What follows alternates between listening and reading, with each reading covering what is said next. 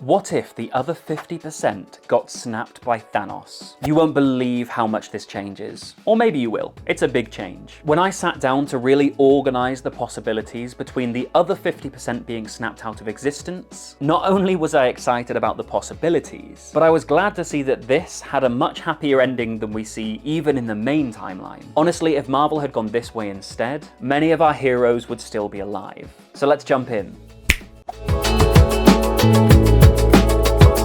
Let me take you back to Wakanda, when Thanos had Stormbreaker in his chest, and he told Thor, "You should have gone for the head." Then he snaps his fingers, and boom. Thor and all of the original Avengers disintegrate. Nebula, Captain Marvel, Valkyrie, Shuri, M'Baku, Rocket, basically everybody we saw at the end of Endgame who was left, now gone. So who are we left with? We still have Doctor Strange, Spider-Man, Drax, Quill, Wanda, Falcon, Black Panther, Groot, Bucky, the Pyms and Fury and Maria, although they could just be Skrulls in disguise. So that's what we've got to work with.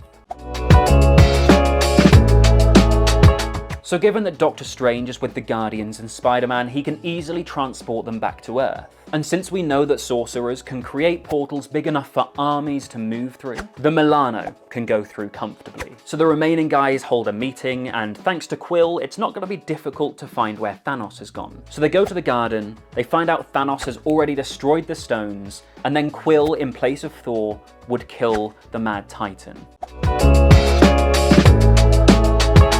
A lot of people are going to be sad. Not only did a lot of people across the universe get blipped out of existence, the Earth just lost most of its Avengers. Specifically, the most well-known ones. The ones who have been there since the start. Captain America, Tony Stark, Hulk. So the sadness that we see and feel is going to be just like that we see in Endgame. If not more, because it's not just on Earth this time. In our version of Endgame, Captain Marvel is flying around saving the rest of the universe.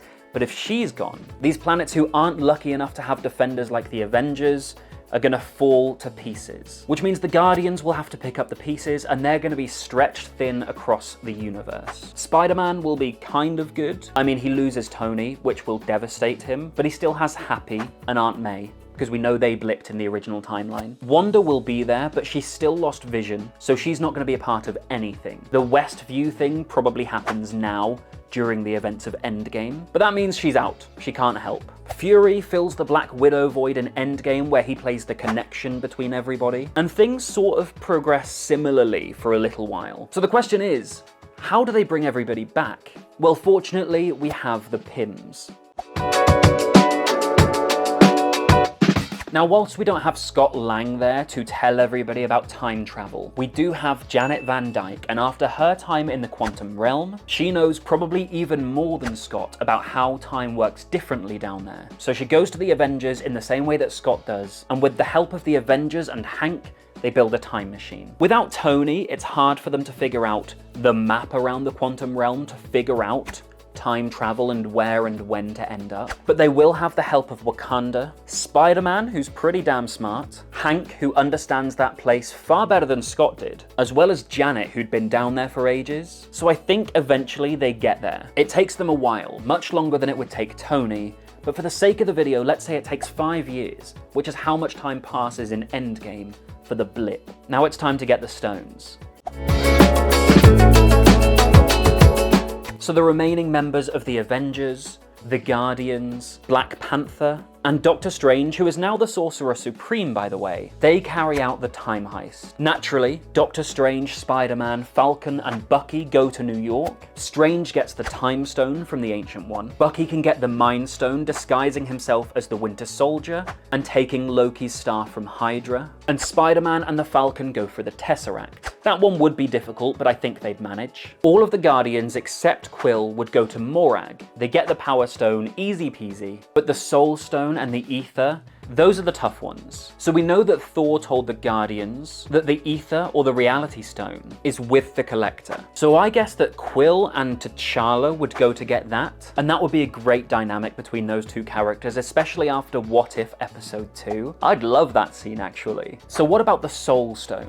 Now this might be the most difficult one to get, but I assume the Pyms would go after that one. Now we know that Hank, thanks to his health, is in no position to travel, which means it would be Janet and Hope who would go, and one of them has to sacrifice themselves. And it'll be emotional, and we'll hear Hope say, "I can't lose my mum again," and Janet will say, "The most important thing is for you to survive." It'll break her heart, but I think eventually Janet sacrifices herself, and Hope returns with the Soul Stone. And you know how heartbreaking it is when Clint returns and there's no Natasha? Well, imagine Hope looking across the lab at her father. They just got Janet back, and then they lost her again. But hey, we got all the stones now, right? So what happens next?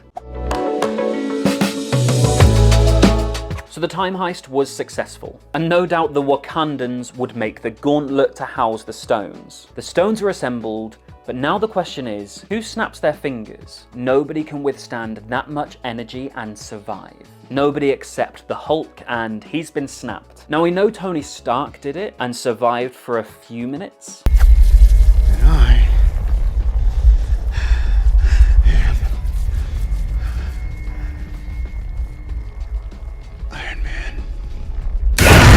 So I think the most logical explanation would be T'Challa offering to snap his fingers. He has the highest chance of surviving, and I think by default he's probably the strongest of everyone we've got left. So that's the logical answer anyway. But after everything that happened, after feeling hot-headed, I think Quill insists on doing it himself. He gets emotional, he feels guilty about the fact that he stopped them getting the gauntlet off of Thanos on Titan, and he's like, "I held that Infinity Stone that one time for a while, and I'm a sort of demigod, so I'll be fine." And so he snaps his fingers, and then he dies. But at least everybody comes back. Now, since Nebula was blipped, we don't have that whole past interaction with past Thanos. And you might be wondering, can Nebula even be blipped? Like, she's more android than she is life force. But we know in Guardians of the Galaxy Volume 2, she eats food. She consumes resources. Technically, that would qualify her for the snap. So no Nebula. Thanos never finds out about the Avengers trying to get the stones, which means there's no big battle in Endgame, and there's no big portal scene. Which is a shame, because I know everybody still comes back, but what a scene that was. But anyway, without the battle, everybody still survives. Iron Man is still alive. Pepper gives birth to Morgan. Cap is still alive, and so is Black Widow. Hawkeye doesn't become Ronin. Banner and Hulk proceed to work out their differences. Thor never loses himself, and the Asgardians prosper. So it looks like this might be the happy ending that we all wanted. Maybe Doctor Strange was wrong when he said there was only one possibility where they could win and come out on top. Or was he?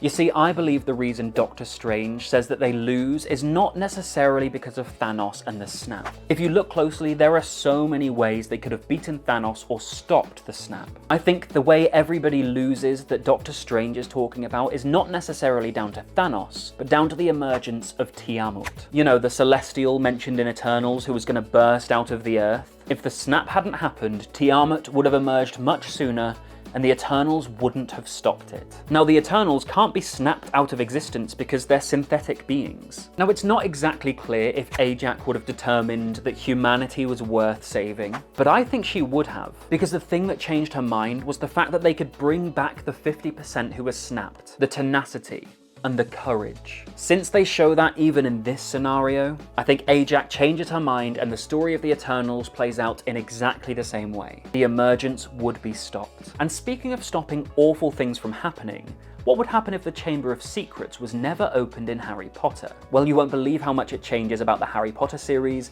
and I broke the whole thing down in this video, which you'll want to watch next.